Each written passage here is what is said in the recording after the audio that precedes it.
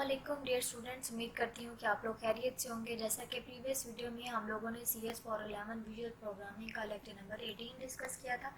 आज की वीडियो में हम लोग डिस्कस करेंगे लेक्चर नंबर 19। लेक्चर नंबर 19 के अंदर हम लोगों ने डॉग पैनल के बारे में पढ़ना है। डॉग पैनल अब यहाँ पे आप लोग जानते होंगे कि हम लोग प्रीवियस वीडियो के अंदर यानी कि प्रीवियस लेक्चर के अंदर स्टैक पैनल के बारे में पढ़ के हैं। आप लोगों से 2 मार्क्स का या 3 मार्क्स का क्वेश्चन ये भी पूछा जा सकता है, difference between dog panel and stack panel. Dog panel के अंदर चाइल्ड एनिमल्स के अंदर जो आपके पास डॉग पैनल के अंदर चाइल्ड एलिमेंट्स का साइज जो है वो इफेक्ट कर रहा होता है, लेकिन स्टैक पैनल के अंदर कोई भी चाइल्ड एलिमेंट का साइज जो है वो इफेक्ट नहीं कर रहा होता। अब यहाँ पे आपके पास जैसा कि आप लोगों ने प्रीवियस लेक्चर में स्टैक पैनल के बारे में पढ़ा है, तो इस लेक्चर में आप लोग डॉग पैनल के बारे में पढ़े तो आपसे डॉग पैनल या फिर स्टैक पैनल की डेफिनेशन भी पूछी जा सकती है या फिर इन दोनों में डिफरेंस भी पूछा जा सकता है। तो डॉग पैनल आपके पास एक ऐसा एलिमेंट कह लें आप उसको, एक ऐसा आपके पास एलिमेंट है जिसमें आपके पास चाइल्ड एलिमेंट जो है अपने साइज के ऊपर इफेक्ट नहीं करता। चाइल्ड एलिमेंट का जो साइज़ है उसके ऊपर कोई इफेक्ट नहीं पड़ता। लेकिन अगर बात की जाए स्टैक पैनल की, तो स्टैक पैनल के अंदर जो चाइल्ड एलिमेंट का साइज़ है उसके ऊपर कोई भी इफेक्ट नहीं होता।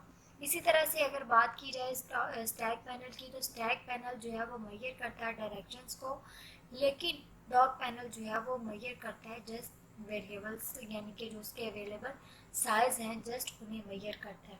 अब यहाँ पे डॉग पैनल की एक एग्जांपल दे दी गई है। डॉग पैनल के अकॉर्डिंग हम लोगों को एक चीज़ आप लोग क्लियर कर लीजिएगा कि आपने एक कंपैरिजन बना के अपना क्वेश्चन प्रिपेयर करना है, difference between dog panel and difference between stack panel. तो डॉग पैनल की कुछ प्रॉपर्टीज़ लिख लेनी है और कुछ प्रॉपर्टीज़ स्टैक पैनल की लिख लेनी है। अब डॉग पैनल के अंदर उसने डॉग एक वेरिएबल बना लिया है, वेरिएबल बनाने से उसका ऑब्जेक्ट बना लिया, ये उसका ऑब्जेक्ट बना लिया। तो ऑब्जेक्ट बनाने के बाद उसने टॉप टॉप के ले लिया उसका, और देन उसने बता दिया जी वहाँ पे उसको बैकग्राउंड रेड चाहिए। देन उसने लेफ़्ट लिया तो वहाँ पे उसको बैकग्राउंड ऑरेंज चाहिए। देन राइट लिया तो उसको बैकग्राउंड येलो चाहिए। और उसके बाद अगर उसने बॉटम लिया तो वहाँ पे उसका बैकग्राउंड का कलर लाइम चाहिए। अब यहाँ पे top, left, right and bottom उसी के अकॉर्डिंग उसने पोजीशन जो है वो सेट कर ली है। अब लास्ट पे उसने कह दिया जी उसको बैकग्राउंड एक्वा चाहिए, ये 5 नंबर पे। अब यहाँ पे आप देखें कि ये उसने top, left, bottom and right, और ये आपके पास एक्वा उसका जो बैकग्राउंड कलर था वो आ गया। इसी तरह से यहाँ पे उसने कुछ चेंज एलिमेंट्स को इस्तेमाल करते हुए यहाँ पे एक एग्जांपल लिखी है, ये आप लोगों ने खुद से देख लेनी है, और उसी के अकॉर्डिंग जो आउटपुट है वो भी उसने दिखाई हुई है कि आपके पास आउटपुट जो है वो किस तरह से आएगी। यहाँ पे आपके पास टॉप लेवल इंटरफेस के अकॉर्डिंग कुछ आपके पास एडिंग किए गए मैटर्स को, कॉर्नर्स को। तो ये आपके पास जो कोड है उसके अकॉर्डिंग यहाँ पे इमेज जो है वो कुछ इस तरह से दिखाया गया। Grid is the most versatile, आपके पास ग्रिड जो है वो मोस्ट वर्सटाइल है, यानी कि इजी टू यूज़ है। It's the default panel in VS या विजुअल स्टूडियो के अंदर ये आपके पास डिफ़ॉल्ट पैनल है, और इसके अंदर हम एक्सप्रेशंस को ब्लेंड कर सकते हैं। You arrange things in multi-row, multi-column like a table in HTML। हम लोग अरेंज कर सकते हैं चीज़ों को मल्टी रोज के अंदर और मल्टी कॉलम्स के अंदर। उसी के अकॉर्डिंग आपके पास जो फ्रेमवर्क कंटेंट एलिमेंट है वो आपके पास एक UI एलिमेंट नहीं है। तो यहाँ पे आपके पास ये ग्रिड बैकग्राउंड ले लिया गया लाइट ब्लू। अब डिफाइंड फॉर रोज जो है वो डिफाइन की गई हैं। यहाँ पे आपके पास डिफाइन की गई है फॉर रोज, उसके बाद आपके पास डिफाइन गए हैं 2 कॉलम्स। तो 2 कॉलम्स को डिफाइन करने के बाद आपके पास 4 रोज एंड 2 कॉलम्स डिफाइन करने के बाद आपके पास जो ब्लॉक ऑफ कोड होगा जब आपने चिल्ड्रन क्लासेस को अरेंज किया तो वो कुछ इस तरह से होगा। नेक्स्ट हम लोगों ने डिफरेंट जो है वो लिस्ट बॉक्स बना लिए। लिस्ट बॉक्स बनाने के बाद आप लोगों को ये तो पता ही होगा कि ये आपके पास स्टार्ट टैग है और ये आपके पास क्लोजिंग टैग है। अगर आपका एक भी टैग मिसिंग होगा तो आपके पास ब्लॉक ऑफ लाइन्स के अंदर, यानी कि जो आपका कोड होगा उसके अंदर एरर आ जाएगा।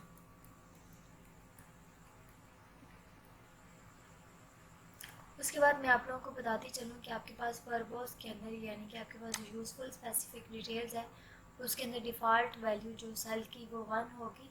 वही position element using row and columns attach property 0 पे डिफ़ॉल्ट वैल्यू 0 0। अब मैंने आपको जिस तरह से बताया कि डिफ़ॉल्ट वैल्यू आप लोग सेट कर सकते हैं 0 और 1 के दरमियान में। तो ये आपके पास ये देखें कि recent projects, getting projects, headings, आप यहाँ पे भी आपके पास डिफरेंट ब्लॉक ऑफ लाइन जो है वो उसी के अकॉर्डिंग आप लोगों को दिखा देंगे। अब स्टार्ट पेज है आपके पास, तो रीसेंट प्रोजेक्ट है, गेटिंग प्रोजेक्ट है, हेडिंग।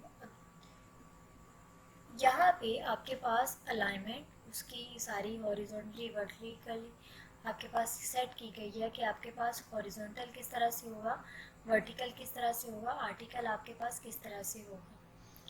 अब यहाँ पे ये देखें, इसकी अलाइनमेंट सेट करने के बाद आप लोगों को बताया जा रहा है कि और online article list too small, आपके पास ऑनलाइन आर्टिकल लिस्ट जो है वो टू स्मॉल है and start page label not fully width. आपके पास जो स्टार्ट पेज है वो फुली विड्थ के ऊपर नहीं है। We can make spanning rows and columns, rows span and columns span default value उसकी 1 होगी।